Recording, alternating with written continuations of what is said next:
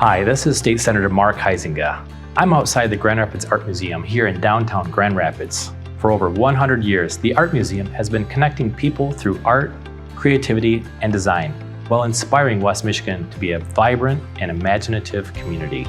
This 125,000 square foot building features 20,000 square feet of gallery and exhibition space.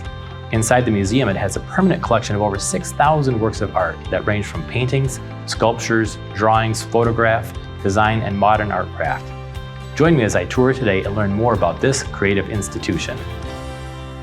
The museum is more than just a museum to me.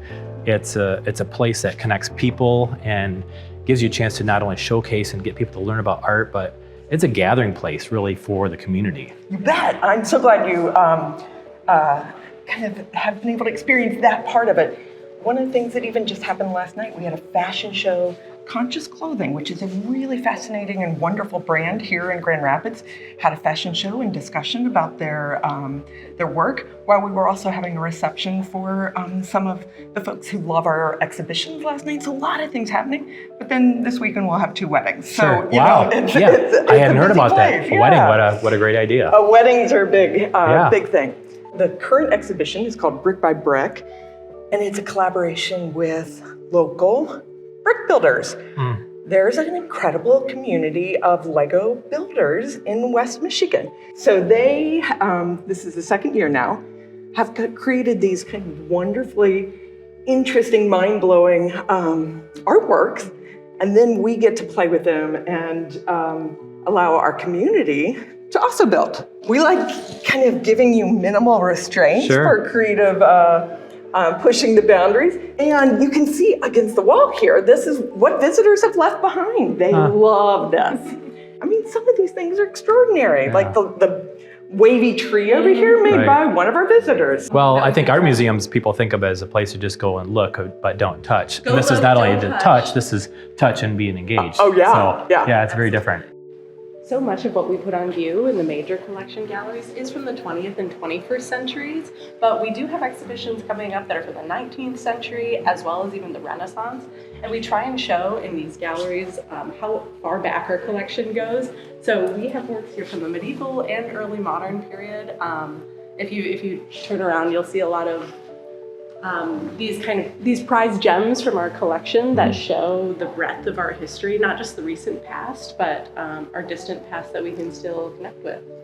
When I look around here, this isn't just one static kind of genre.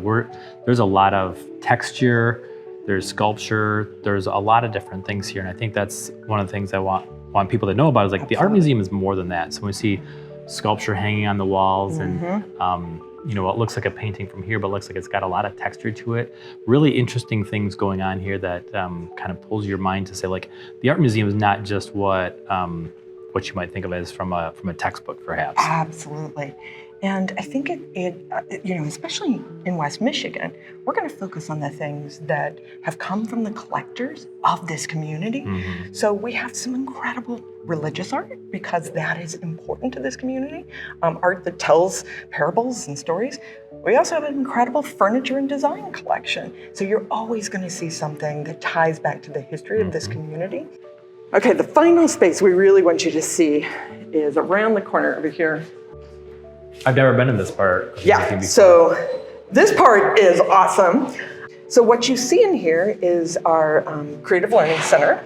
And this is a laboratory where we say, okay, we not only want you to look at art and be inspired by art, but we want you to think like artists. We want you to have to grapple like Calder did with gravity and weight and aesthetics and balance. Well, and I think it's so iconic, Grand Rapids, people think of the Calder, the statues, David, whatever, but a lot of Calder stuff is actually things like this, the things with actual movement and design that was full of balance. Right, and I think he was extraordinary in the art world because he believed that art could have an emotional presence when it's affected by wind or just the people moving around it. We'll have groups of school kids coming up, and it creates a whiff, and all of a sudden it's starting to spin, and he knows that there's a magic in there. Well, and I can almost see that you have the ability to try to develop like your own inner balance as you're working through this, and as you make the expressions that can be made through